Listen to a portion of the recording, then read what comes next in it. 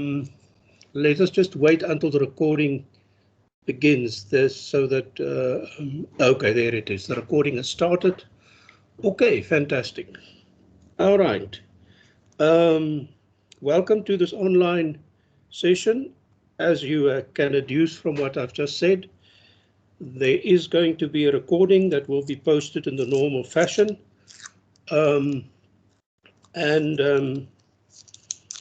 So it's not really necessary for one to attend the meeting, but the only difference is of course, when you attend, you can ask specific questions and so on. I assume, and I don't know whether that is a correct assumption or not, I assume that there will be some questions about assignments 1 and 2 for 1501. So if there are any questions, let's just quickly deal with them so we can then carry on with the business of the day. Anyone want to ask a question about assignment 1? Can I ask you a question? Have you all received a mark?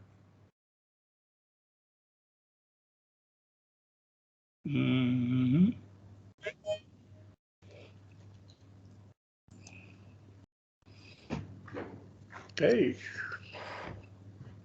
Okay, can I ask again, have you all received a mark for assignment 1? Yes, I have. Okay, fine, fantastic. Now, let me just give you a little bit of information. I have received some complaints or queries, I suppose it's not necessary to call them complaints really, queries from students who are not sure about the process to be followed, and they really it comes down to they are disputing their marks because they seem to think that the marking was incorrect, the electronic marking. Now, there is no way of fixing any problems like that than for you to say, if you want to pursue and have that complaint, to send to me an assignment or a text or a list listing the number of the questions and the number of the appropriate option that you have selected. I will then mark it manually. It takes a little bit of time, but I have a template available, and then if it needs adjustment, I will then adjust it on this side, and you then don't have to worry about it any further. Okay. So I ask you not to sort of really abuse this, what is the word, this accommodation, but nevertheless, if you have a legitimate complaint, I can give you the assurance that we will look at it fairly and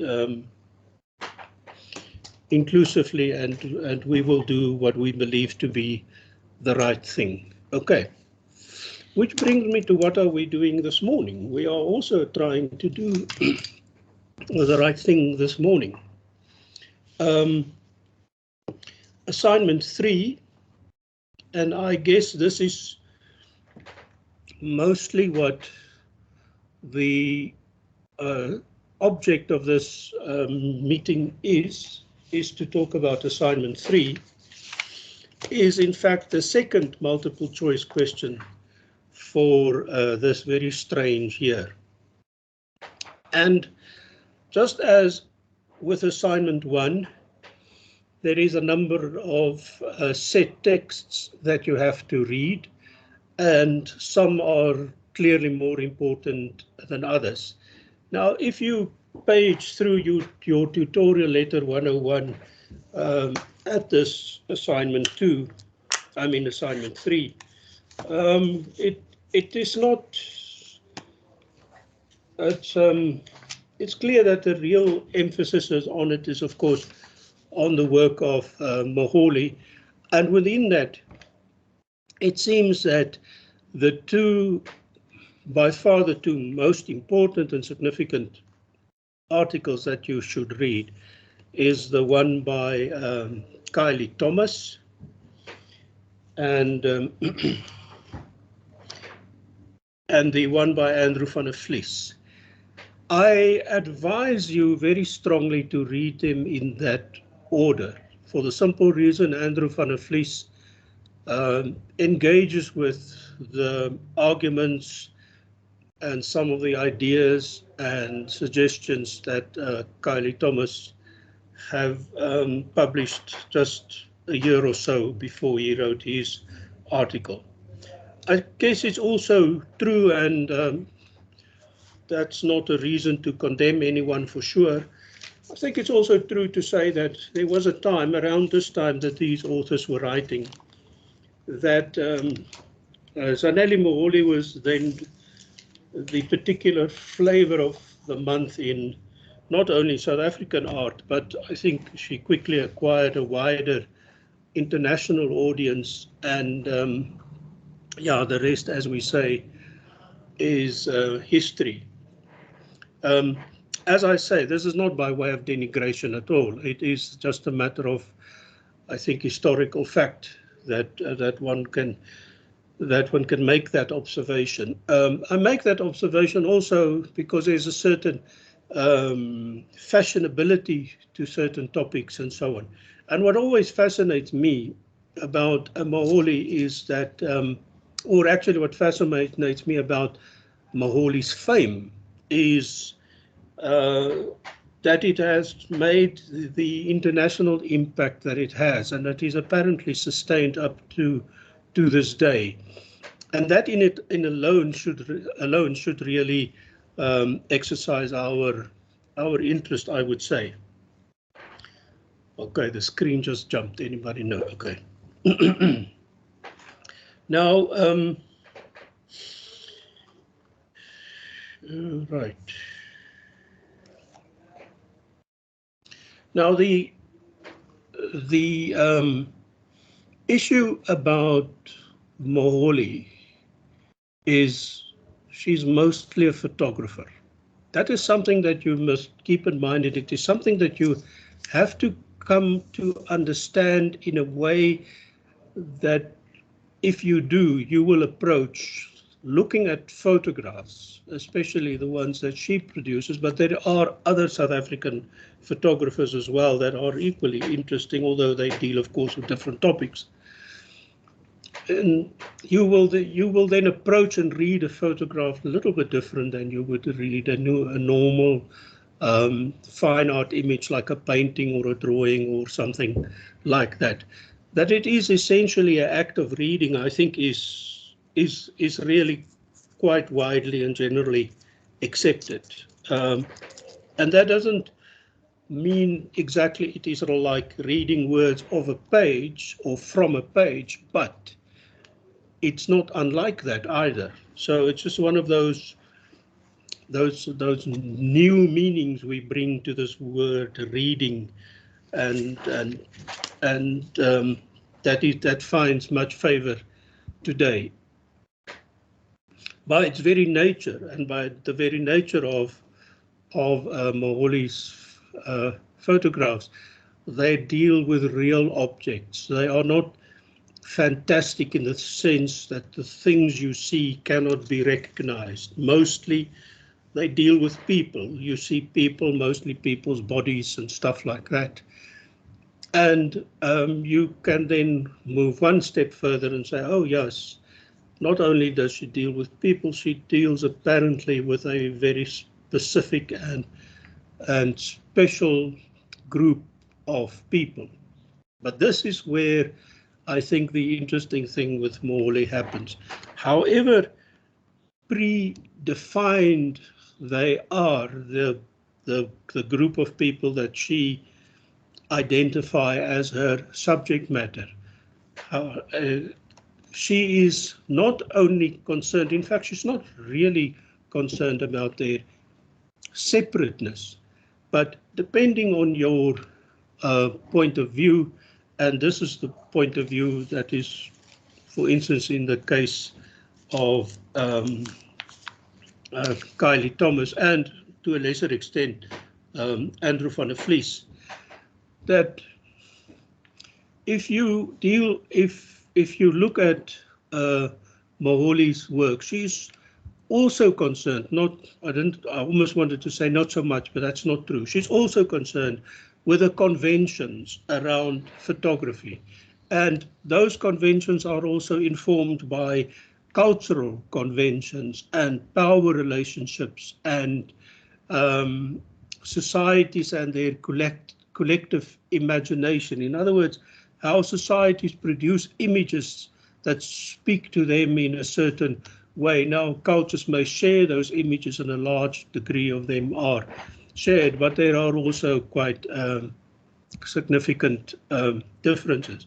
One of the questions that you should think about when you read this, when you read these two articles, is there is a lot written that is quite specific to the South African context, and yet it seems that the resonance, the appeal of Moholi's work is quite international. That's very, very interesting.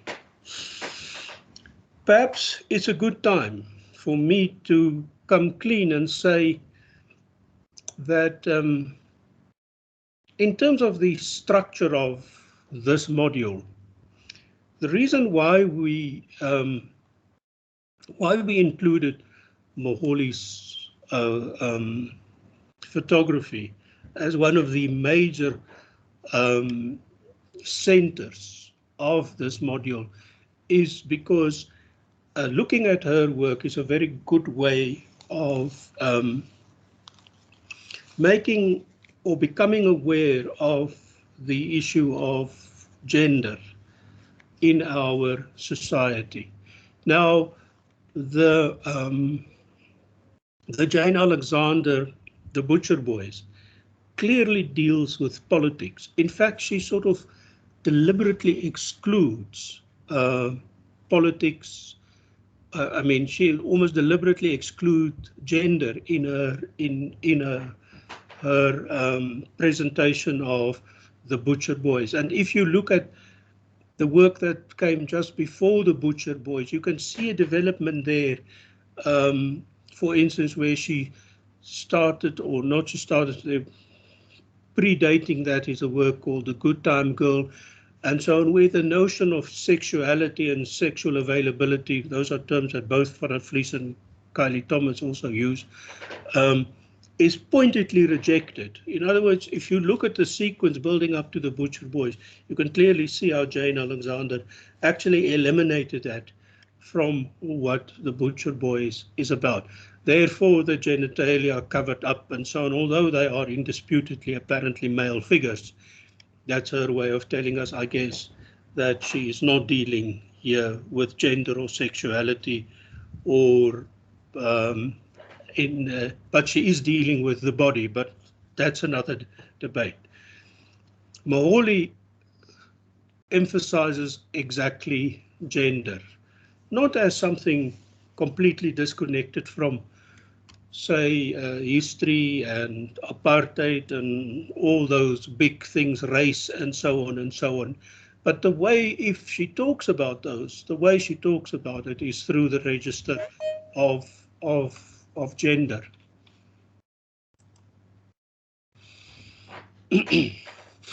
Okay, and that is, to my mind, and I think that is the rationale as well for the module, is we try and cover the two major issues, cultural, political and social issues in South Africa today, namely history and politics on the one side and gender on the other side.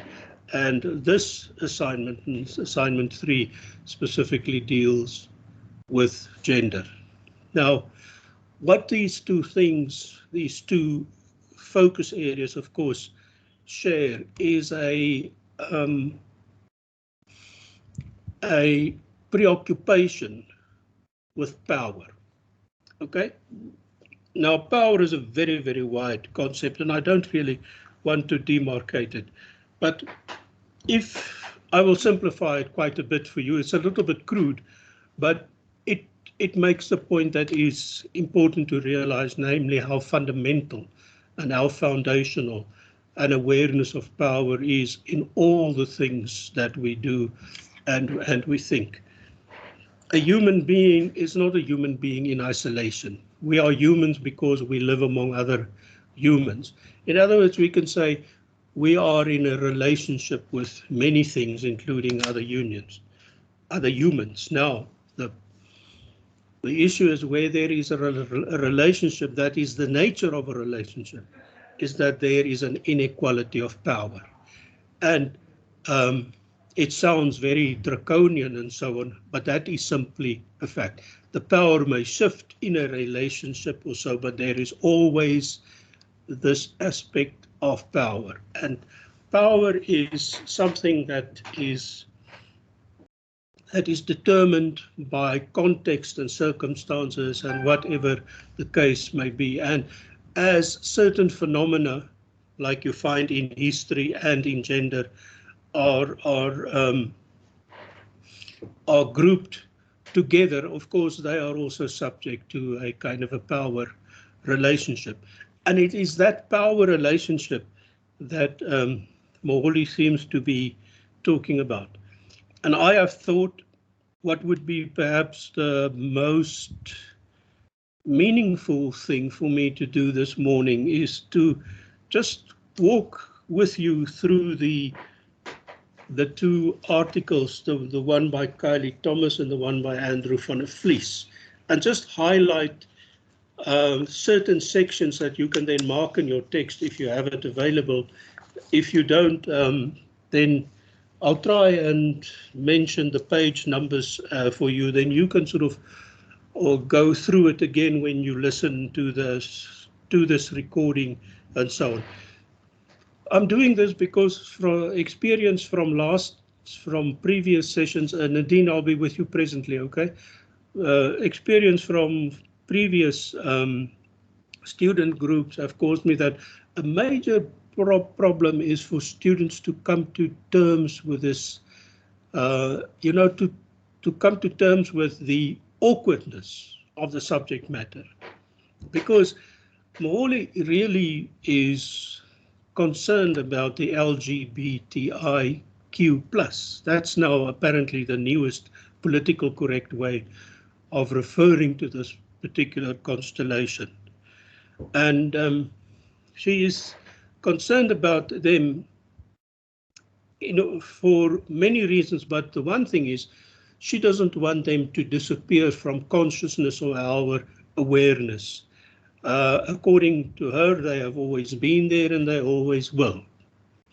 And the fact that we find reading about lesbians and gay and queer people and intersex and all the designations and so on so awkward is because in our society, especially from the dominant ruling group in South Africa today, that discussion about, for a lack of a better term, these people very seldom happens in society.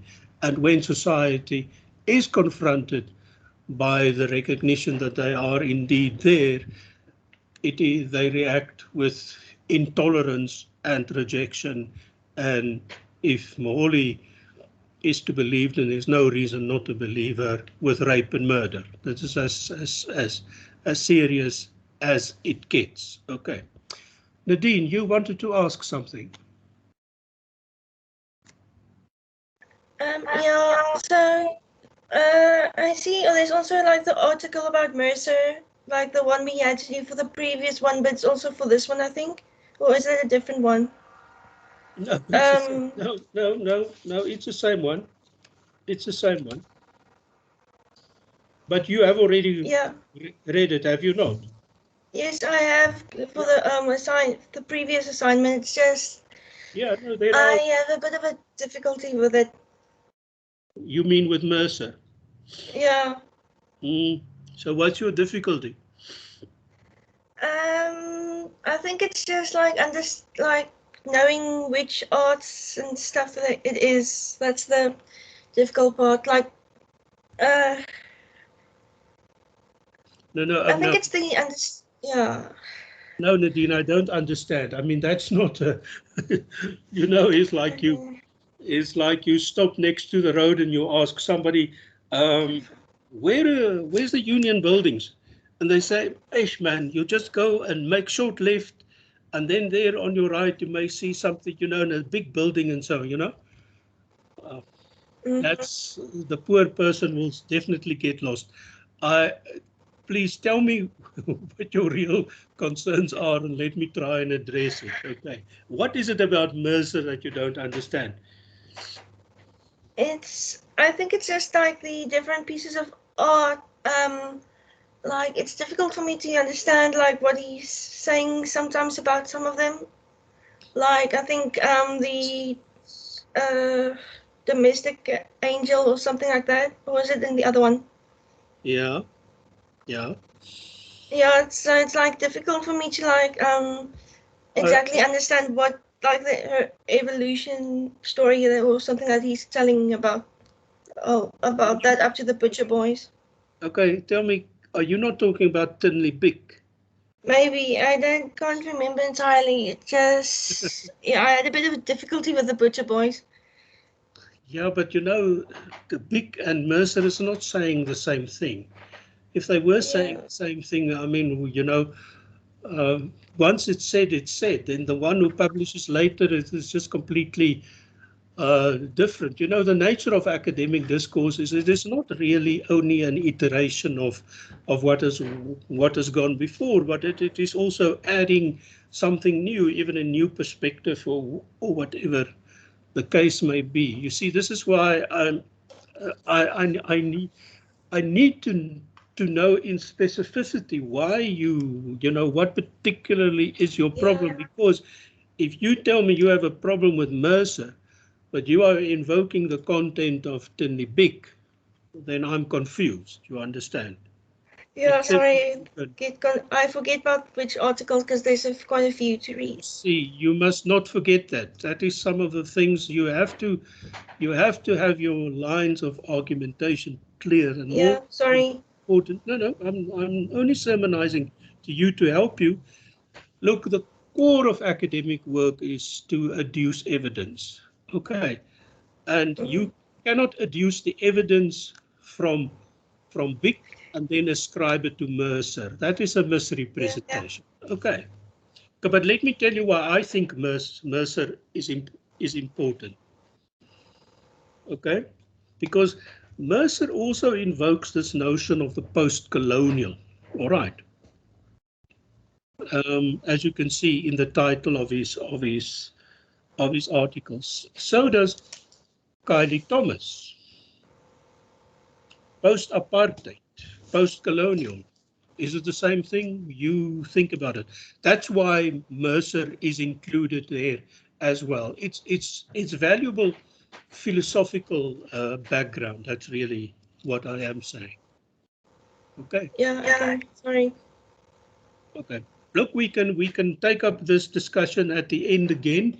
If you know, if you can sort out your your query, I'll be happy to come back to it. Okay. Yeah, Right. Okay. On this point of specific sources and so on, there is also another article that is frequently mentioned, and that's the one by Henriette Gunkel. Now, Henriette Gunkel doesn't really feature that much in the questions and so on, but what I find interesting about her article, and her article predates the ones of Kylie Thomas and Andrew van der Vlies, is that she does what I think is a very valuable thing and pedagogically a very praiseworthy thing. She really concentrates on a number of images. It is almost as if she's writing a review of an exhibition, and that is quite valuable to read it just from that perspective. Okay. Um, and when you read academic stuff, to the notion of having a perspective from which you read is very important. Okay, what differentiates research from information gathering is you are doing research if you are looking for answers, and please note the plural, if you're looking for answers to specific questions. That is why if you have an argument with someone and you run to Wikipedia, then you're not doing research, you're gathering information, okay? And when you do research, then you also present your evidence, okay? I don't want to make too much of that distinction because it is a very elitist one. And of course, us academics will always tell you that we are really the important generator of knowledge, but it is no longer the case. Okay. So can I ask you, and I want most of you to reply, please. Whom of you have actually read the article by Kylie Thomas? Ooh, not a single one going up. Okay. Whom of you have the article printed out? Have it in front of you in hard copy? Okay. Okay. Okay, now I want to give you a practical hint, all right?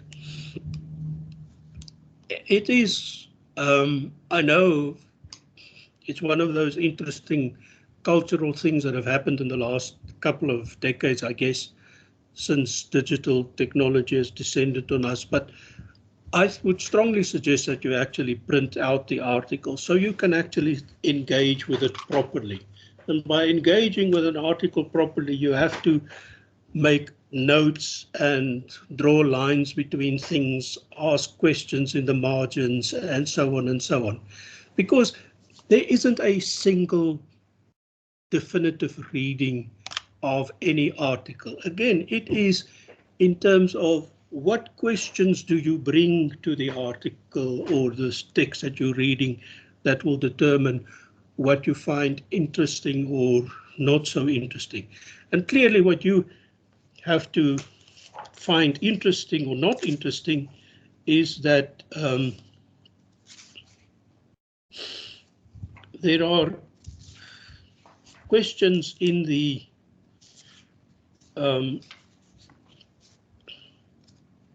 multiple choice section where there are where you will be asked to engage with these articles and so on, but they provide valuable background to, for instance, a Moholi and so on.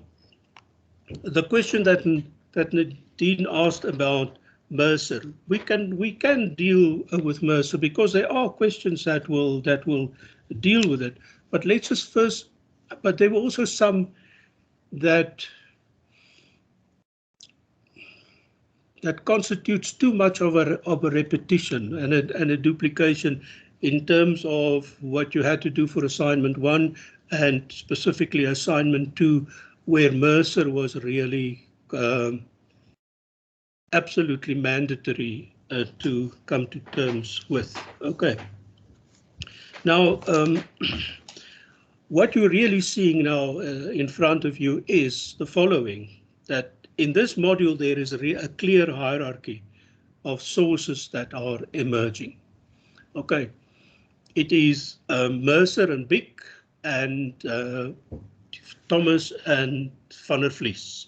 Those are really the four major e-reserves among all those e-reserves that would be most to your advantage to get on top of. Okay. All right, now let us just get to Kylie Thomas. Kylie Thomas is it's an article that reads, yeah, what can I say? There are times, you know, that it is written in rather pretentious academic language and so on. But, you know, academia is a subculture and we have our own way of speaking and so on.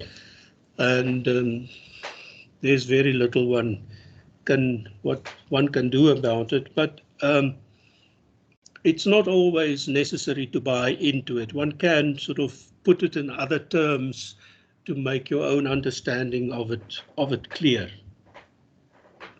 Now, if I start reading the article, the first phrase that I have highlighted is already the second line in the articles. It raises the question of how experience that is deemed unspeakable can enter representation. Okay, and then she says, okay, remember this is now she's posing a question. And then she says she has the idea that a distinction that is presented by a French philosopher, Karl Barth, is maybe helpful, and that is his idea of how one actually looks at photographic images. And Barth is saying that it is, or he's saying that he thinks there are two ways that, or mostly two ways that we look at photographic images. The one way of looking at photographic images is simply to pick up and decode from it what has been given to us by our culture. It's as simple as that. He calls the studium. Now, studium is a Latin term, and if you understand that, it would make Barth's labeling very clear. We also talk about the studio humaniorum, which means humanistic studies. So the word studium or studia, the plural, really then refers to a space where you get trained in, really, where you get prepared and so on. It's a little bit like what you're doing in studying this module. But Barth also say that in some photographs, he's specifically talking about photographic images, there's something in that image that we find arresting, troubling, or something like that. Now, if you look at the Butcher Boys, for instance, as a photographic image, and there are hundreds of them and so on, that is exactly that question you ask yourself, what's going on here? You know, what is this? Why am I experiencing these things? So Barth says that in some photographs, not only is there the studium, that is the traditional culturally based, therefore learned response, but there's also the punctum, the punctuation, the interruption that tells you there is something else also happening in that picture. Now, the notion of the unspeakable or the unrepresentable, because that's really what boils down to the same thing, is, I think, what Kylie Thomas is arguing is really the punctum and is the subject matter of what Moholy is doing. And she specifically refers to an early group of images produced by Moholy called Faces and Phases. And she then quickly goes on to talk about the famous episode where a stupid cabinet minister unfortunately showed her own proclivities and made a fool of herself in the eyes of the academic community. And I will refer to Andrew van der Vlies also just now, and so on. Now, according to Kylie Thomas, and I'm now on page 422, in the middle, just sort of below the middle of the first paragraph, she says, I read these images as works of mourning that invoke conventional tropes of, now she's talking about the conventional tropes of mourning, okay, of memorialization, to circumvent precisely this socially normative prohibition so dramatically performed by Zingwana. Now, clearly, there were depictions of people that were alive and people that have passed away, and they are or were members or could be seen to be members of the LGBTIQ plus community. Okay. Now, the minister, in her reaction, simply enacted the socially normative tropes of that prescribed by society in this country. She rejected it as un-African, inhuman, whatever she decided to call it, but it is not enough, if we go back, to invoke the studium, because according to Kylie Thomas, there is also the punctum, in other words, that unsettling, unspeakable, unpresentable thing that really grabs your attention. Okay, now you must always keep in mind that what Thomas says, and when she quotes Barth, is that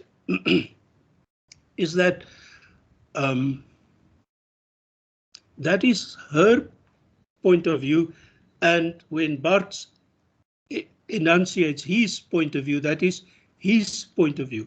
For instance, later on there is this article or this quotation by Barth where he talks about a young man who tried to assassinate an American cabinet minister.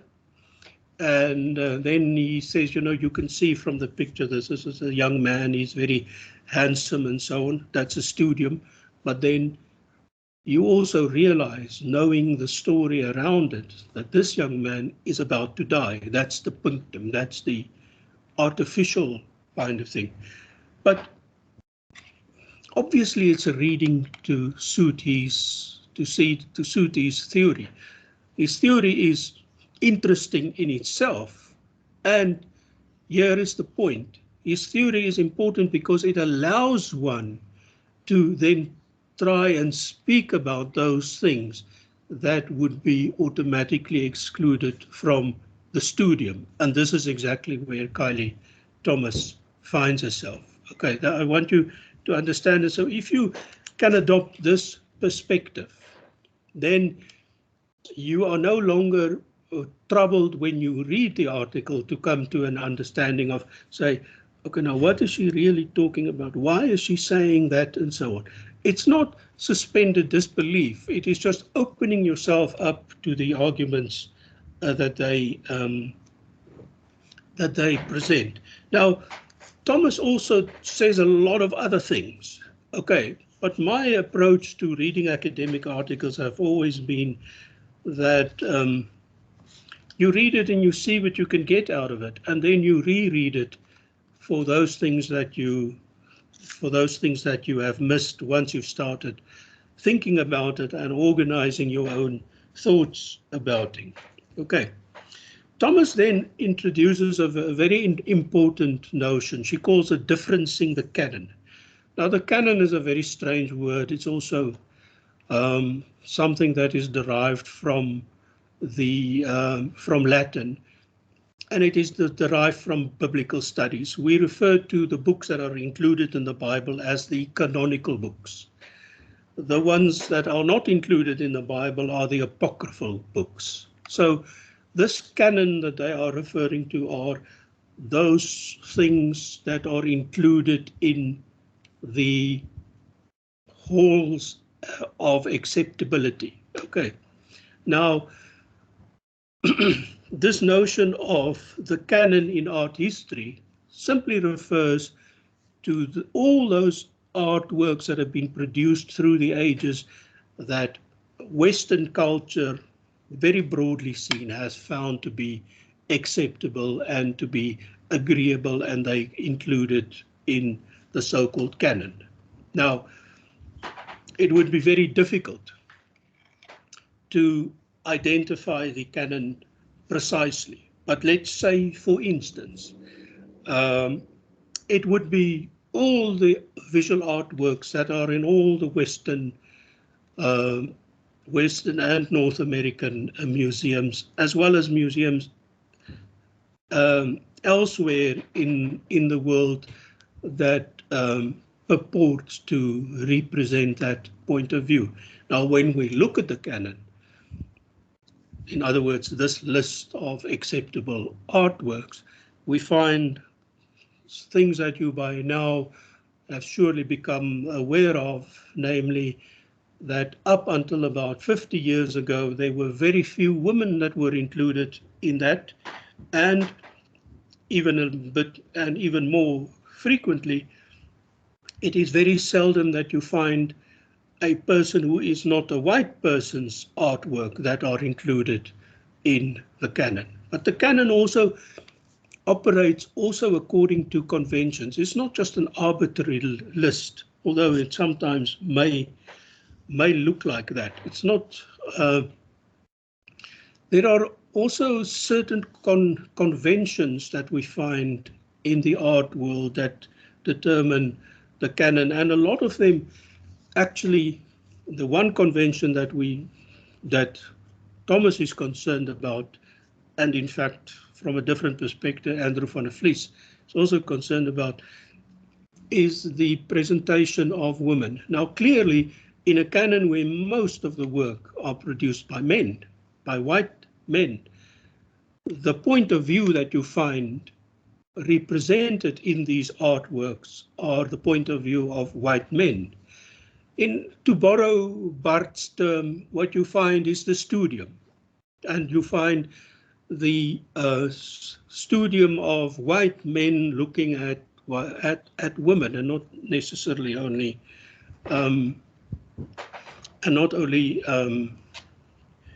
white women necessarily.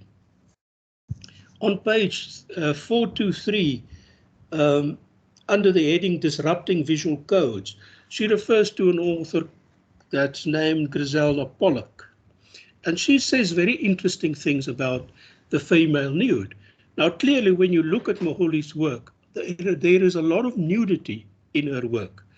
And that is quite important because, as Griselda Pollock says, and that's just almost halfway down the first paragraph on that page, the naked female form becomes a placeholder for women in art. And where are women's place in art? In the museum. That is where it is, but not as an artist, as something that is passive and it is being looked at. That is Andrew van der Vlies and the gaze. Okay, that is, women are presented as passive and they are being looked at, and they are being looked at by white men. That's a summary of the gaze that Andrew van der Vlies is looking at. Now, here comes Moholi, and she depicts what is a really strange category until 25 years ago. She depicts overtly, obviously, black lesbians. Yeah, sure, that's quite a shock. I mean, not only in white apartheid did they hardly recognize the existence of white lesbians, but there's almost a double filter for apartheid ideology to recognize black lesbians. And yet, according to Moholi, there they are. And she adduces evidence. She takes pictures of them and she presents them. And she rescues them from this domain of forgettability, of unspeakability, of unrepresentationality. These are terribly big words, but they actually have very simple meanings. And she forces one as a spectator to acknowledge the existence of those. And then step number 2, what she is trying to do. She's also saying that lesbians, the LGBTIQ plus community, have their own unique historical experience and their own unique social and cultural experience. And it is that experience that she's trying to capture. In other words, she wants to include them into the canon of acceptability, her own work obviously as well. And that is the differencing the canon. But she also wants to disrupt the codes, such as the male gaze, for instance, in presenting the life and identity and experience of black lesbians or members of the LGBTIQ plus community. Now, it's very easy for one to sort of lapse into a rhyme when you see LGBTIQ plus community. It is beginning to be a little bit ridiculous, and it is unfortunately so that in the gender politics of the time that we are living in, there is apparently some kind of an attempt. And what I mean by some kind of an attempt, it's mostly the cultural commentators who talk about this, that gays, in other words, male homosexuals, are having a tough time to find themselves included in this all-covering acronym. It's not really acronym, it's just an abbreviation, really. And that the Q in that listing is actually now the conceptual focus. It's not gay, and it's not lesbian, it's not intersex, and all of those things. It mostly of it becomes subcategories of queerness, and this queer notion is exactly what the word says. It is queer in the sense that it doesn't fit, and it doesn't want to fit, and it can't fit. Now you could say fit where? Well, into all these categories that we have in society. And in our society, to this day, despite what people like me like to believe, there are only 2 categories really, male and female. We consider lesbians as a subspecies of female. We consider gays as a subspecies of male. And what they seem to be saying, and what Moholi seems to be saying, no, they are neither male nor female. They are queer. It's as simple as that. Okay, so you have to wrap your head around it. And this is what she refers to at the bottom of page 424, when she asks the question, what happens when radical and disruptive forms of subjectivity seek to enter representation? Now, if you want that in poor English formulated by a second English speaker, all that means is, now, how do you cope when you have these representations of people that doesn't fit into the conventions? Okay, that's really what it means.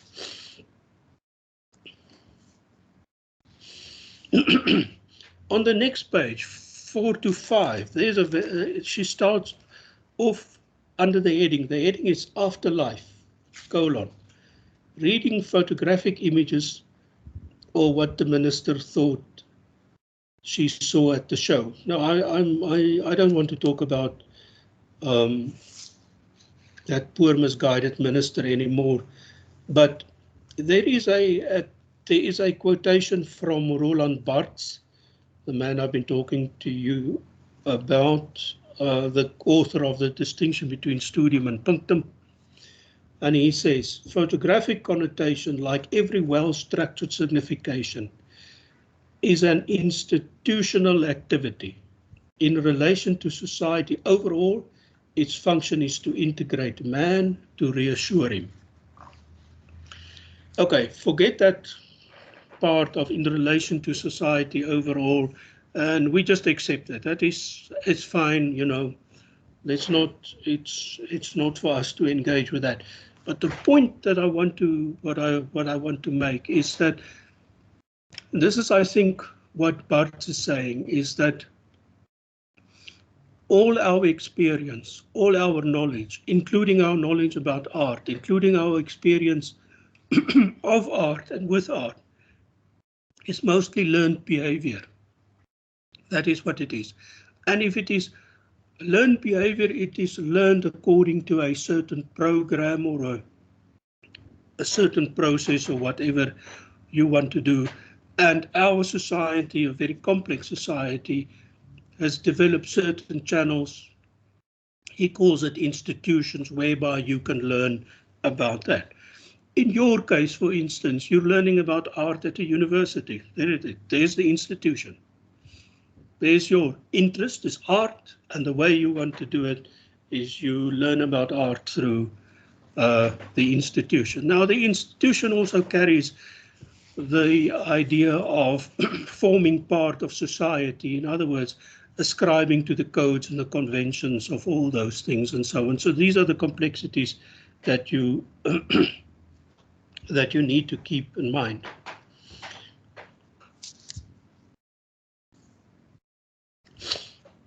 Here's another quotation that I read for you. It's in the first paragraph below the heading that says, Moholi's photographs do trouble the distinctions between men, women, or both for that matter, and there is a powerful sense in which lesbians can only enter recognizable representation as crude misrepresentations of women masquerading as artworks.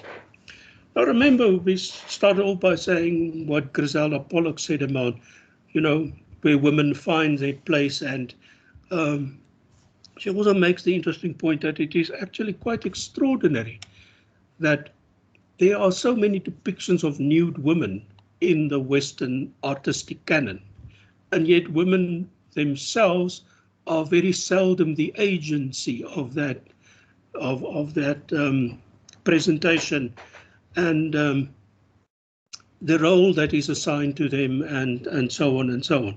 So clearly, Moholi, even when she uses women, and I have to put that in inverted commas, or lesbians if you want, when she depicts them, it is an attempt to try and break out of those codes and conventions of passivity and being merely the subject that is unable to respond to the male gaze. And the male gaze in this sense is undoubtedly a display of power. In other words, a display of the inequality of the relationship between the man, the creator and the spectator, and women, the passive, mute subject matter of the thing, of the artwork. Now, the valorization of these pictures or these images of naked women as so-called beauty is, of course, nothing else but an attempt to hide its true ideological import. In other words, the denigration of women by pretending to speak to them in complimentary terms. They of course do not. But she also goes on to refer to a theorist with the name of Susan Sontag, who is quite an important person to keep in mind, like Barthes, as a theorist of photography. But I don't want you to worry too much about that, because then on page 426, she now really enters into a discussion of the studium and the punctum. I've already explained that to you, but I urge you to read the final two paragraphs on page 4 to 6 and the top part of the paragraph on 4 to 7. Okay. As I have already indicated to you, I'm not completely convinced, for instance, that the claim that she makes that, that the notion of punctum set up a method of reading photographs, sorry. And yeah. And so, but in any case, let's not getting too sidetracked about that. Okay, and then on page 4 to 8, then mostly almost right to the image. I mean to the end. Sorry, I'm reading here while I'm paging through the thing. Then she goes over under the heading light writing in dark times. She then goes over to a discussion of some of the particular images of Moholy's. Now, while you're reading this, it's important that you then access the internet, and actually all you do is you type in Zanele Moholy and the name of the artwork, 333, for instance, an ordeal, 2003, only half the picture, things like that. And those images will appear and you can see multiple images of the artwork that she then refers to. And she really, and this is the important thing, for the rest of the article, she really tries and then apply this notion that to look beyond the studium and to concentrate the punctum and then to use that idea to see how it can disrupt the visual codes you find in photography and so on. And if you keep this matrix in mind, then I think there's already a structure in your reading of this article. Okay.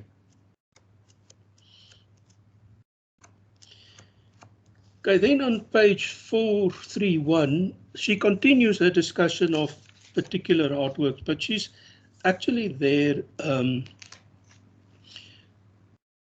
talking about the notion, this idea of queer. She says, queering the archive. Now, I've already spoken to you about queering or the queer, but the notion of the archive is really quite important. In all ordered societies, we keep record. We could keep record of the things that we do. We have it registered. People preserve it so that later on you can go and look it up and find confirmation of that. I mean, the most obvious examples of our archiving activity in our society is when you're born, somebody issues a certificate. Then when you're 16, you get your own ID and stuff like that. And when you die, so the medical examiner issues a death certificate and so on and so on. And all the traces that you have left in your life, if you publish articles, if you produce children, if you take a job and sign on to that, if you participate in organizations, all of that then becomes a kind of a memorial of your existence. All of that together constitute the notion of the archive. And that's all we have in order to remember people from the past. They leave these traces. We can see these traces, we can pick them up, we can cogitate on them, study them, assign meaning and significance to them, and so on. And the point that Moholy makes is exactly that until very recently, there is no archive or a very limited archive of LGBTIQ plus community, not only in this country, but more or less in the rest of the world. There are societies where gays, in other words, gay men, are accorded very specific functions and identities and so on, but they are quite exceptional, and they do not translate or do not really go any further just as an accommodation of gay men. I'm thinking here specifically in Southeast Asia, where it is not uncommon for gay men to find a particular place in society and certain professions and stuff like that and so on. Now clearly there is an overflow between them and I guess a more robust variety of lesbians and so on. But you can see here the way that I talk, I'm trying to find a way not to invoke the register of male, female, and it is very, very difficult. So Moholi's point must stand, that we must find a way of talking about this community on its own terms, really.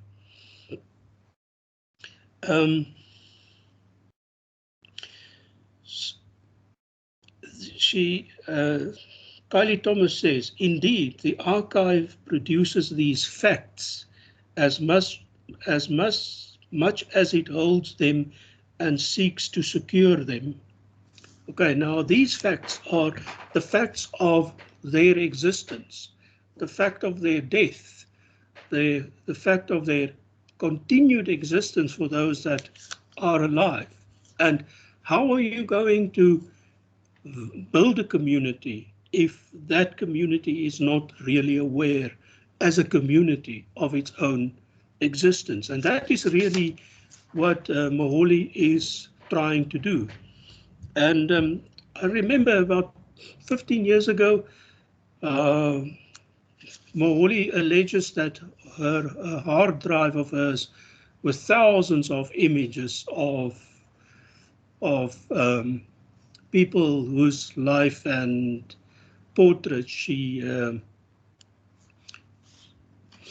collected throughout the years was stolen. Now I don't know. That's why I use the word allege, because the details of the case have never really been sort of developed from there on.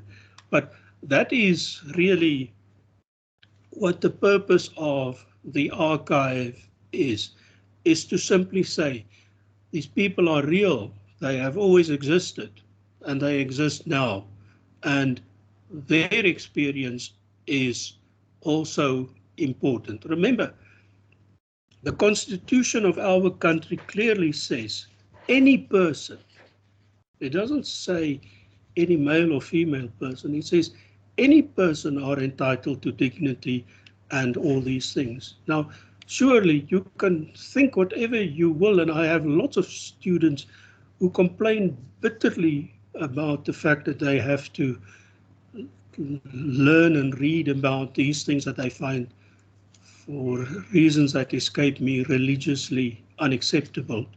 And so, but surely not even those complainants can deny that the members of this community are persons. And not only are they persons, they are citizens of this country. And that means they have got absolute the same rights as everyone else. That alone must compel one to accord them the place in the sun, so to speak, that they are seeking. Okay, and then on page 432, there's a subheading called Mourning and as Masquerade, and she again is back to the punctum and so on, and this notion of passing away and so on.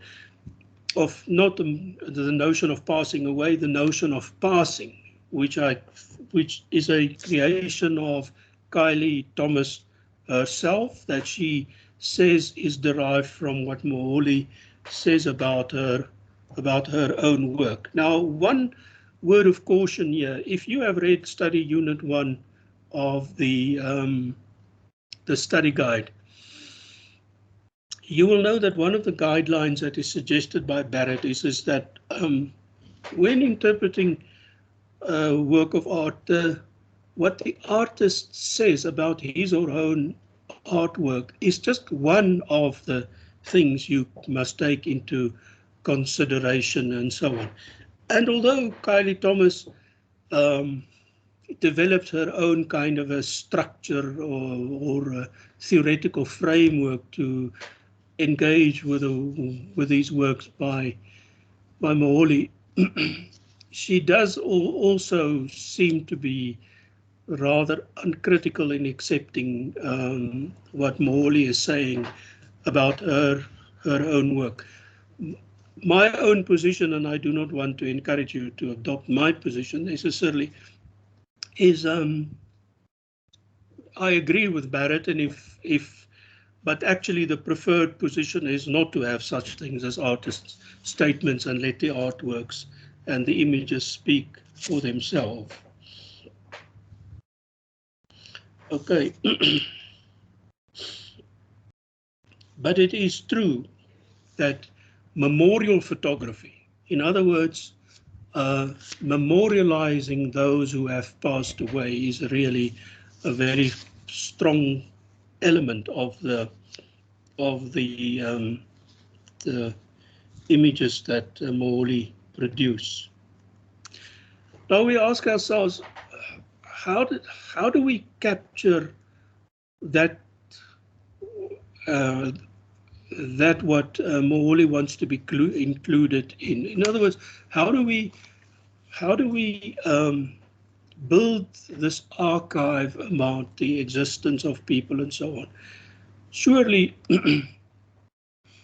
we know about the existence of other people from the past because mostly we have images of them. And we know them, they family, things like that. We all take selfies all the time, and we all have family albums and drawers full of pictures and photographs and snapshots and so on. And yet we also live in a society where if the police arrest you, for instance, a very banal example, then they ask, where's your ID? And then you give them your ID card, and then they look at the picture and they look at your face and they say, oh yes, it is you. In a way, that image, that mugshot, attested to your identity. Now that is exactly what Moholy is doing with these images that she produces. They attest to the reality and to the identity of these people. Portraiture as a genre, that is what portraiture does. Okay, it confirms and it affirms the identity of the subject, in other words, the person presented. And that is why portraiture have always been a very, very important part of the visual production in the modern world. And since the advent of photography, of course, the painted portrait have largely been superseded by photographs of people. Most of them, of course, not really qualifying as artworks. On that page 434,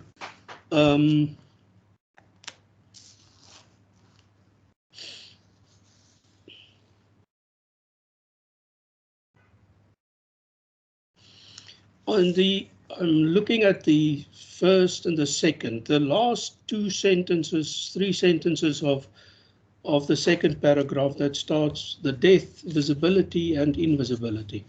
For in these images, what we see is not women, and yet we cannot recognize these subjects as lesbians either. For a moment, in looking, the fixity of our gendered look cannot hold. The structure of recognition has been suspended. That's a very teasing presentation, and I now have to tell you what my own response is to that. I find, and remember now, I am an old white man on the brink of retirement, okay? I confess all the sins that that implies, all right? And I find a lot of these images of these subjects to be very, very beautiful. Now, to the extent that what is it? You know, is it simply the male gaze or whatever the case may be? You know, is it just a variant of male titillation when you look at women or whatever the case may be? Yet, when you look at it, you are aware that, for a lack of a better word, they do not fancy men. So they are not really potential victims or objects of male desire or whatever the fact may be. They are actually not so much in a middle space as they are really speaking the unspeakable. And this is why that last sentence, which is a quotation from Adams, it says, the structure of recognition has been suspended. Now that's an amazing claim to make, that actually that Moholy has achieved that quite successfully. Then right in the following paragraph, you can, that is the part that is quoted by Andrew van der Vlies in page 146, for instance. Okay. All right, I think I've given a sort of a fair presentation of Kylie Thomas, and in any case, I think I've also overlapped a little bit with Andrew van der Vlies, so let's quickly just deal with him, with his article. He also his article is called Queer Knowledge and the Politics of the Gaze. Now, let me immediately confess to you that I really I still haven't worked it out upon multiple readings of this article, what constitutes queer knowledge. Or in any case, let me put it to you like this. I am not sure that what Andrew van der Vlies postulates here as queer knowledge is much outside the limits of what we've already been made familiar with in reading the Kylie Thomas article. Okay. He refers to, and this is what I like about the Andrew van der Vlies, the Andrew van der Vlies article, although it is quite theoretical in its approach, he also brings it down to sort of ground level politics and institutional and, yeah, the art world sort of interchange and so on. It's grounded very much, not so much in a theoretical point of view as in a kind of a physical reality point of view. Van der Vlies refers to, at the bottom of page 141, he refers to an incident that happened and where Moholy was asked, and I'm including this because it is not as if we want to present Moholy as untainted perfection at all. There are serious issues that needs to be addressed. At a panel discussion, she was asked why does she not then exhibit her stuff in the townships, in Guguletu and Khayelitsha and all those places, and why does she present her stuff in a safe white space? Interesting. Safe, I don't exactly know what that means, but I would imagine it means sympathetic. An art gallery, you can assume that people going to an art gallery are sympathetic to the artistic enterprise.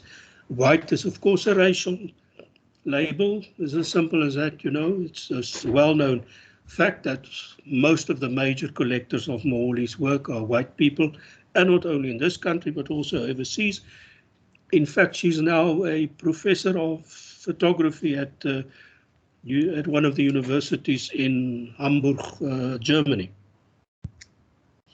And she was asked that simply because she claimed that she was trying to challenge black attitudes. It's a very strange term, black attitudes towards the LGBTIQ plus community. I say it's a strange thing because I don't think there's such a thing as black culture. There are many cultures among black people. There are several cultures among Indian and colored and white people, and there is a lot of between them that is really shared or held in communality by many, and so on. So in any case, she basically answered, and this is quite interesting. She said, well, it's for her own safety. She very much regrets that she can't do it, but if she would do it, I mean, it would end badly. You know, it will end with violence and all kinds of those things. But I think the point remains: yes, she is entitled to her own protection and so on. But I think where she dissembles is really the reason why, and maybe the real reason, although it is coaxed in impracticality, is really that she would be, or she could be assured of a very hostile reception among those people. And then those people, did you get that one? And then in the next paragraph, there's this reference to the prince of all our discontents lately in the country, Jacob Zuma, who bragged that if he would counter unkungile, homosexual in Zulu, he would knock him down. Actually, not only down, he would knock him out, and all of that. Okay. And then Andrew van der Vliet sort of refers to the very long and sad history in South Africa's past about the sexual exploitation of the black female body, variously presented as grotesque and available at the same time. Okay, but then on page 143, he starts a discussion on an image that is very famous. It's called Aftermath. It was produced in 2004, and I'm sure most of you will be familiar with it, and if you're not, you must get familiar with it very, very quickly, because it is one of the core images in Moholi's production.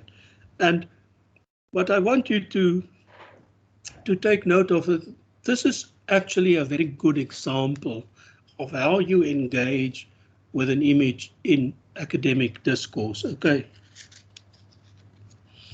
He makes very interesting points referring to other authors about the things you can see and so on. Of course, the grotesque scars, the hands are really a core sub-theme in the work of Moholi. Then the underpants or the panties with the name jockey on it, and all the associations of the word jockey that he then sets apart there, and so on. And he writes something very interesting about the scar, and how the scar is really a metaphor in modern society of a seam. In other words, where two things that have been ruptured come together. Now that is clearly a metaphor for what has happened in the country with apartheid, that have divided us all from one another, and so on. But it also yeah, okay, I wanted to say that, but it's not really that important. But in the third paragraph, near the end, is a reference to yet the text suggests unseen scars. In other words, not only the scar that you can see on her leg, but also unseen scars, psychological trauma, and internal injury. And I wonder, and you should wonder too, and it's just another link between the articles, if that could be brought in line with Bart's idea of punctum in that case.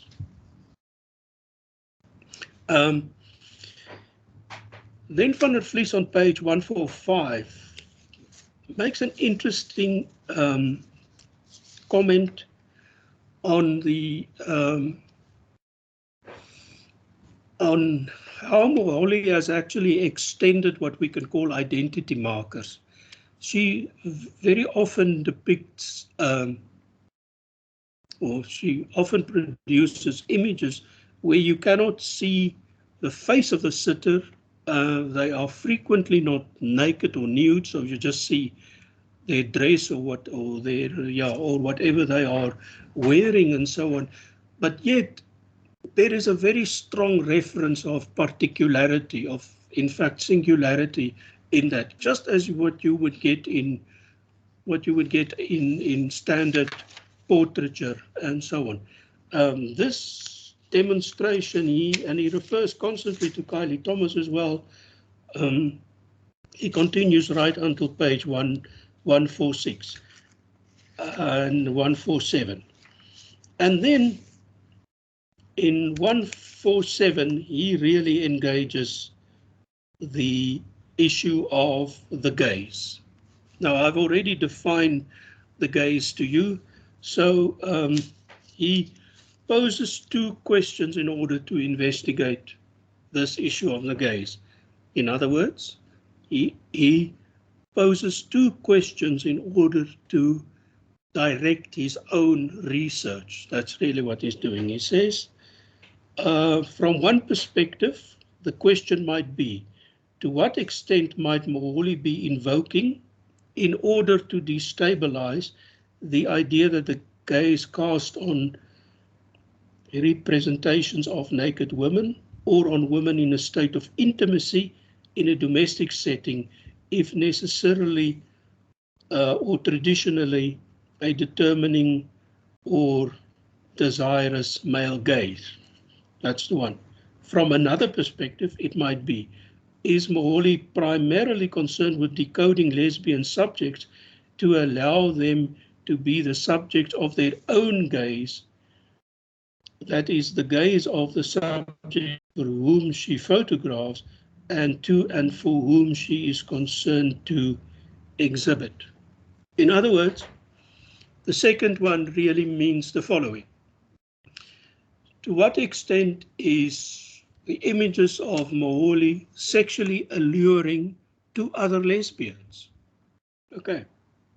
And the first one, he says, to what extent does this way of presenting females, to what extent is this a legitimate or successful attempt to destabilize the codes of spectatorship and the male gaze? There is undoubtedly an element of sexual erotic titillation in these images.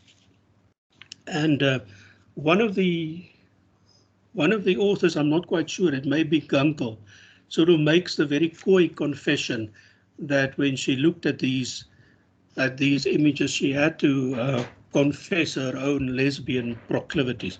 I'm not sure that it is Gunkel, but it is one of them. Okay. Righto.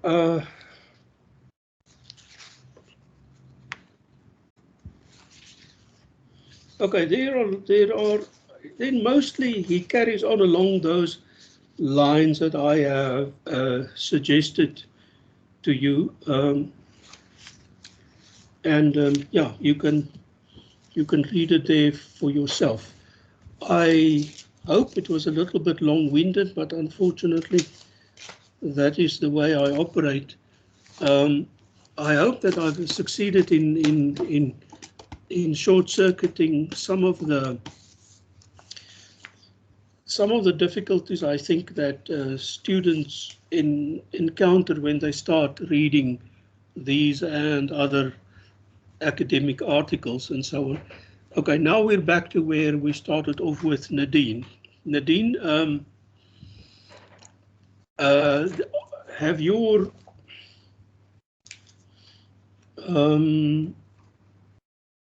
concerns about Mercer been addressed? Have you clarified some of the things and so on? I think that if we turn to the assignment itself, I think it is on page, and the reason why I think it is on page is because we don't know. There are so many versions now of Tutorial Letter 101 that I think it is on page 26 and 27 and 28. Let me read it to you. Question 24. You're very quiet. Are you still with me? Yes, sorry, just looking. No, I didn't mean you, Nadine. I mean all of the others. Robin Waters, Austin Perumal, Nino, Claire Nino, what a lovely name you have, surname. And Lana Havenga and everyone and so on. I hope you're still with me. Okay. I think your concern with Mercer maybe focuses on questions 24, 25, 26, and 27. 8, 29, and 30. So, yeah. So let us deal with those. Now, look, I'm not going to give you the answers. Okay. It would be the simplest thing to give you the answers, but I actually want you to understand the purport of these questions. 24, he says, what does Mercer argue is the strength of the artwork, The Butcher Boys? Remember, and then it gives you all the options. Number one is previous critics do not understand the deeper meaning of the artwork. The installation manipulates the viewer's reaction to the figures. The fascination of the TBB is based on both attraction to and repulsion by the figures. The reported emotional reactions are not important for an interpretation of the artwork. Okay, now there's quite a lot there. Now, remember the name of the article that Mercer wrote. He talks about the post-colonial grotesque. Okay, so clearly an understanding of what Mercer means with the notion of grotesque is quite important here, okay? And clearly, if you go through the options, it is a most unacademic thing to claim that previous critics do not understand the deeper meaning of the artwork. I mean, that is just arrogant nonsense. Okay, so you can eliminate that one. But the others are also quite interesting because, for instance, if you look at number 4, it says the reported emotional reactions are not important for an interpretation of the artwork. So I don't know what a reported emotional reaction is, but anything that is sort of reported in writing is reported, I suppose. But the point is, and this is the question, and I refer you to, again, to study unit 1 in the study guide, where it speaks about that feelings and emotions are a guide to the interpretation of an artwork. It's that first initial almost gut response that you have, and you must not think that first emotional gut response is an authentic and a spontaneous one. It is just as much cultivated and learned as anything else. Okay. In fact, in the world of art, there is, despite Barthes and his notion of punctum, and I'm not saying that is what Barthes and his notion of punctum is implying, there is very little room for authenticity and spontaneity. By authenticity, I mean sort of fiat, unrehearsed responses or reactions that come from nowhere, or you don't really know where it comes from. No, those are learned responses, and the more versed you become in the engagement of artwork, the more you learn to trust, or not to trust in some cases, your own initial responses. Okay, so that's what I wanted to say about that. Now, the question for me, and that is what I would find very interesting, and again, and I would ask you to just indicate, is that do any one of you think that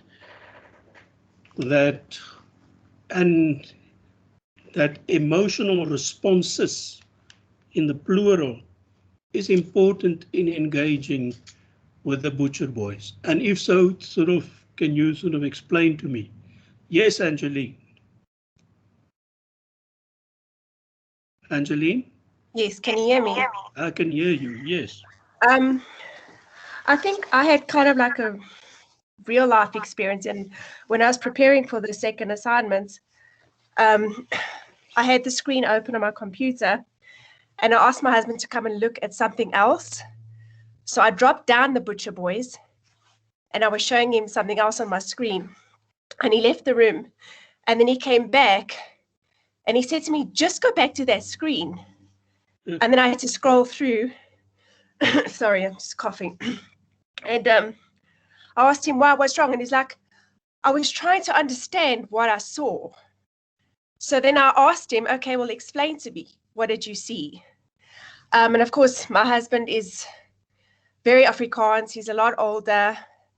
And he said what he saw in the artwork was the white man is the beast. I'm like, okay, that's not where I was going with my assignment. But anyway, so his response, his emotional response was like, he was like a double take. He was like, what did I see? And he's like, it's disturbing, but he couldn't really explain to me. So then I kind of explained to him what I was writing in the assignment. But I do think it's important because it's that reaction and then like a double take to be like, go back and have a deeper look. Yeah, that's a so I think the emotional response is like a trigger to investigate further. Okay, I like that. I tend to agree with you, but I just want to ask you one, not only you, I want to ask the class really one question. The way your husband responded, why do you say that's an emotional response? Well, first of all, like I said, he's very conservative. So at first he thought it was a nude. So he was like, why is my wife looking at nude men on her computer? So that was his first response. And then I explained to him that it's not a nude. And then I was explaining to him her progression away from what you described as titillating and the gender and all those things, and the way she moved away from that and the progression. So his first response was I think was emotional, because it was like my wife and then a nude man on the computer. So that was the first response. And then when he looked at the faces more closely, it was like unsettling. Yeah, no, I understand. But you see, I can still accept that in terms of the way you set out the parameters, namely my wife and ostensibly nude men, that could evoke a kind of an unrehearsed reaction. That, of course, there's a lot of conventionalities there, because the convention of his relationship with you and all those things that entitle him to certain things, or in his mind, and I'm just improvising here, but that when he thought about it and he came up with the other thing, that is no longer an emotional response. There may be emotional elements in it, but it is actually a response hugely and mysteriously conditioned by cultural upbringing and so on. I mean, you've said twice that he's very conservative, and and so I just so what does conservative mean? Conservative really means very well trained in cultural conventions, is it not? Yes. Yeah, that's Yes. really what it means. So I'm not saying you're wrong. Of course, I'm saying I'm right, but I'm not saying you're wrong. But what I want you to think about, what is the proper place of emotions and feelings in the artwork? And oftentimes, and this is now the author's message here, oftentimes when something appears to be unrehearsed, we label it as emotional. You understand? And I think Yes. we must just be a little bit more circumspect with that labeling. Okay. So not emotional, wasn't an emotional response then, you would say. I'm not saying that. I'm not saying that. Uh, I'm It just, in the moment, it felt very fueled and very emotional because I had to then defend myself and be like, that's not what I'm doing. I'm doing my assignment. So in that context, yeah. See, that is interesting because clearly it was no longer about the meaning and significance of the image, but your relationship with him. You understand? Yes. You see, Yeah. the word perspective comes in there somewhere. Okay. Yes. Okay. All right. Okay. Then question 25, very interesting question. What, according to Mercer, is the message of the Butcher Boys? One, the hybrid figures are denoting brutality and inhumanity. Two, it is a warning of the lingering consequences of apartheid. The hybrid figures communicate interracial relationships. And four, none of the above. Okay, we can eliminate four. Clearly, it is one from 1, 2, and 3. But now let us look at the at where the other options take us. Nadine, you want to say something? Can I say about the previous one quickly? So when I heard I have to look into the Butcher Boys, before I read the articles, I actually looked at the images, and I was actually quite shocked and grossed out. So I don't know if that's like an emotional thing. And then yeah, but so I was quite like, but that's probably because I come from a family that don't really like these type of things, but I'm trying to make myself more different from them. So yeah, so I was like interesting and gross at the same time. Yeah, you see, that's very valuable, what you're saying. You were interested and, and you were also aware of the grossness of these images. And so that is very interesting because I think that is mostly what all the authors are saying is that to the extent that there is for a lack of a better description, an initial emotional response, it seems to be pretty undefined, but it also not only seems to be undefined, it also pulls in different directions. It sort of it is as if the emotions run in different directions, between love and hate, more or less, to put it very banally, and so on. But I think your formulation of what you just told us is very interesting because it actually reflects the complexity of a thinking, feeling person looking at a work of art. That it is not something that is one-dimensional, that is so closely prescribed, and so on. It is in fact a hugely complicated thing. Just like Angeline, you also you come from a background or a family where, looking at these funny images is not really that much, what shall we say, accepted or whatever the case may be. It's not usual, at least. Now, what I hear from that is that you articulate that awareness in the context of your own hugely complicated relationship with your background. You understand what I'm saying? And I think we want to write art history and we want to engage with artworks, trying to fully articulate and to acknowledge those kind of complexities. Okay. Okay. Now, yes, Nadine, you want to say? So also one thing about me is I think I try to like look above the conservativeness in the family. So it's like I have two sides of it. So it's like I know it's conservative, but I also know if you want to try and understand a bit more about, like, say, the LGBTQIA art where you're supposed to study now, you have to look a bit more above your conservativeness, and then you can actually understand more about it in the same time, as well as your conservative side. So it's like it helps to try and be above it, but also have the same side, I think.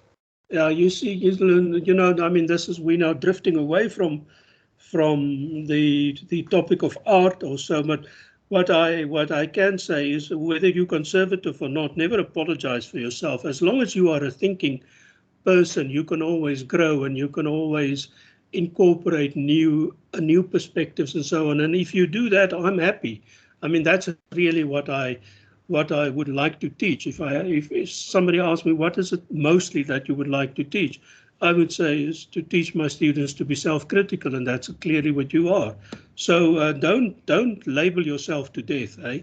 It's very important that you don't. There's nothing inherently wrong with conservative. You know, it's like old Forrest Gump. Do you remember? Do you know the movie where that one person asked him? It's the Elvis scene, hey. Are you stupid? And he said, well, my mum always used to say, stupid is as stupid does. It's the same with conservative. Okay, and it's the same. And then there's that funny scene of how the mother interprets Elvis's moves as that, but the boy actually introduced him to the moves. Yeah, something like that. Okay. Now, okay, so we're back on 25, question 25. Okay, now the first option is the hybrid figures are donating brutality and inhumanity. It sounds terribly portentous, and it is very insensitive, and you know, it's that punchy kind of a statement that makes, but think about it. Whose brutality, whose inhumanity has that been established? In fact, if you take that as a blind statement, does it have explanatory value? Does it have sufficient explanatory value? Or if you want it, what does it really say? Okay, that's what I would imagine about number one. If you choose number two, it says it is a warning of the lingering consequences of apartheid. Oh, lingering consequences of apartheid. In other words, that there are things under apartheid that is still with us. Something like that. That's the implication. Okay, possible. Then number three, the hybrid figures communicate interracial relationships. I find that very strange to see in that picture. They all look, insofar as they are from a race, to be from the same race. I cannot get the interracial reference there really, but in any case, you see, so that's how you go through and you eliminate by asking just ordinary critical questions. That's not really knowledge-based. Okay. In 26, Mercer has a systematic approach to his interpretation of Alexander's artwork. He defines concepts, provides history of the concepts, and applies concepts to Alexander's artwork. What is the result of such a step-by-step discussion of the artwork? and with what guidelines of Barrett does it comply? That's interesting. Now, for that, you will have to go back to study guide and study unit number 1. Clearly, Barrett has a guideline there that says that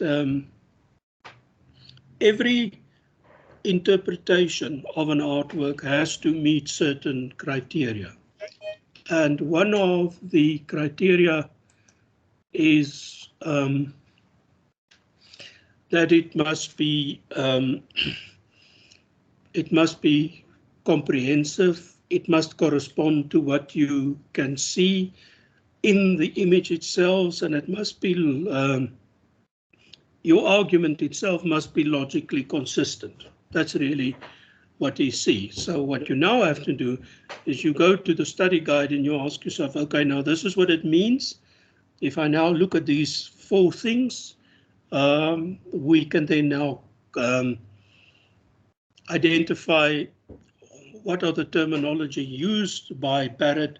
You understand that terminology, you apply it to the postulate, in other words, the way the question is posed at 26, and you will get your answer. Okay.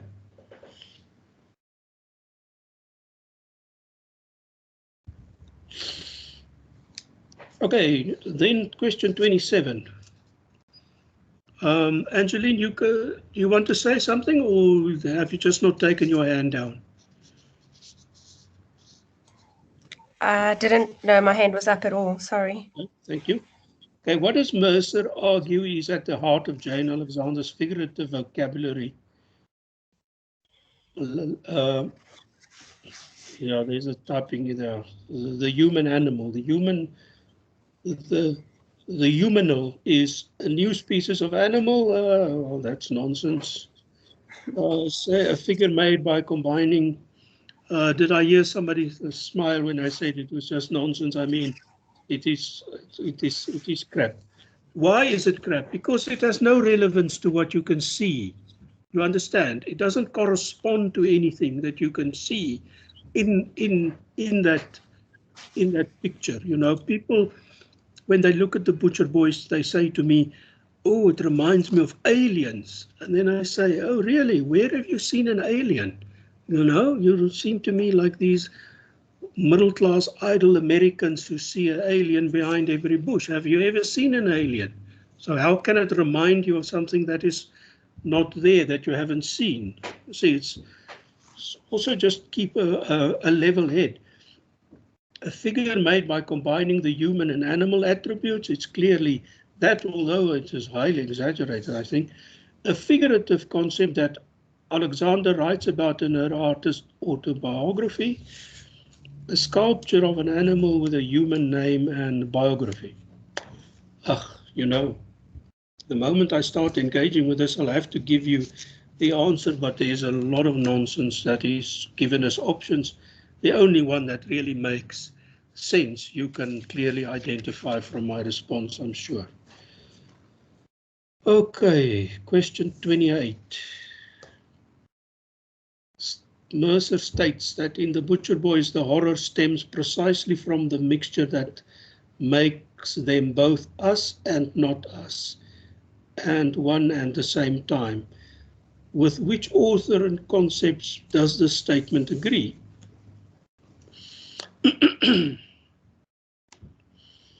Okay, he refers to Jennifer Bajorek and her article about anti-anthropomorphism in Jane Alexander's photography that was exhibited with the Butcher Boys initially. John Peffer, Becoming Animal, where John Peffer precisely described this evolution of the mixing between human and animal attributes. Tenley Bick, the abject, which is a notion like the grotesque, and then all of the above. Well, all of the above is not applicable because you must also eliminate number 1. So it's really a toss-up between John Peffer becoming animal and Tinley Big, the abject. So in order to include or exclude any of the two, you have to then ask yourself, okay, now let's start with Tinley Big. What is the abject? How does the word abjection differs from the word grotesque? Because that's the core issue that Mercer uses in his article. Now, what would be a nice way of explaining the difference between the grotesque and the abject? The abject is really a notion of not belonging anywhere. Now, if you read what it says, that makes them both. In other words, it makes them belong both in us and not us. It's clear that the difference with the abject is perhaps telling or not. Okay. Peffer is simple and historical. Angelina, I can hear you. You want to say something? No, I was going to say the same thing. I've got you that abjection is the undefinability of things. Yeah, okay. Simple, I know, but it works for me. No, yeah, it does, but it's actually quite misleading. It's not a question. It's not really a question of definition. It's more a question of categorizing, I would imagine. Okay, but in any case, it's fine. If it works for you, it works for me too. Nadine, you want to say something? Can't it maybe be because it's like, I think like if you say, if it's because it's grotesque, it's like it's like, well, it's like the feeling of like, it's like being it's abject because it's grotesque, but then because you see part of us and you don't, yeah, so I think it's like abject is like almost like just not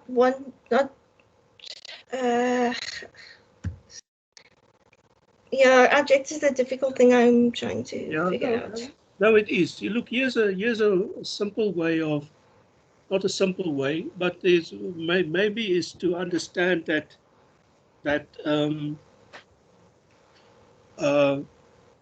the author of the notion of abject, Julia Kristeva, is she was a psychoanalyst. Okay, so her explanation is really grounded in more in psychoanalysis than Mercer, who's more into sort of cultural theory. Okay. I think Angeline is correct enough, but why, Nadine, in your case, I think it is problematic is because one thing one must not do in academic discourse is simply to conflate things and pretend that they mean the same thing. No, if they mean the same thing, they would be different. I mean, they would use the same word. And because they are different, grotesque and abject and so on, there are real and significant differences, and one should make an attempt to try and fathom those differences. Incidentally, I don't want to complicate it, and this is just by way of reassuring you that even such highly regarded authors as Mercer can, I think, is that originally the word grotesque, the term grotesque meant something else. It really referred to those things that in proper society we don't talk about. A little bit like the things that Moholy depicts in her photographs. But to lump everything like that under one label is clearly not sufficient. but I do believe that the theory of where Mercer is coming from is saying that the postulation of the colonial body is as a grotesque body, one that is deformed, animal-like, ape-like, if you will, sexually deviant, without a soul, all those things. Now, clearly, all of those things would be grotesque from the perspective of the colonizer, but nevertheless, yeah. So yes, that is the difference. Abjection is a condition. It's not something is suspended between things. It's almost a category in itself. Okay, let's stick with that explanation. Okay, here we deal with it in the question number 29. According to Mercer, the Butcher Boys is an example of the grotesque. After reading the article by Mercer, which option is a straightforward definition of the grotesque? Okay, the other, which is completely different and separate from the self, well, clearly that is not. If you just read again question 28, you can say that makes them both us and not us. So how can it be completely different and separate from the self? You understand? If it's part of both, it must be part of the self. Then a confusing blend of distinct forms such as God, humans, animals, and plants. A change of the form or nature of a thing or person into a completely different one. Attributing animal characteristics and attributes to a human. Okay, so clearly you have to argue it out between 2, 3, and 4. I actually don't think that the grotesque, in the way that Mercer used the term, has got anything to do with this human-animal mix. That's not where the grotesqueness lies. The mix between human and animal features are simply the metaphoric vehicle to speak about the grotesqueness of these figures. Okay, it's quite important that you keep that in mind. So you can also eliminate number 3. So that leaves you with very little, and I think you can argue it out for yourself. Okay, and then question number 30 proposes that the viewer of Austen's The Butcher Boys experiences a combination of emotions when engaging and interpreting the artwork. Which combination does Mercer discuss by referring to Mary Shelley's Frankenstein? Now, yeah, do you know the story of Frankenstein? Surely you do. Hollywood is very obsessed with it. It's this human cadaver, a person who have died, and then there is this mad Dr. Frankenstein, and he resurrects this cadaver by the application of electricity. Actually, when it was initially written, it was more a kind of a fairy tale, a fable, or a metaphor about the woes of technology. Electricity in those days was a very, very exciting and poorly understood phenomena. And what Mary Shelley did is she was the author of the book Frankenstein. She was a young woman, 19 years old, when she wrote that book. Isn't it amazing? A real female genius, if ever you want to know of one. And that's really what her story is about. Now, the story of Frankenstein is that here is this thing, strange to put it like that, and he is desperately unhappy. He is looking for his friends and his father. He's looking for a sense of belonging, but he's also a deformed, pathetic creature.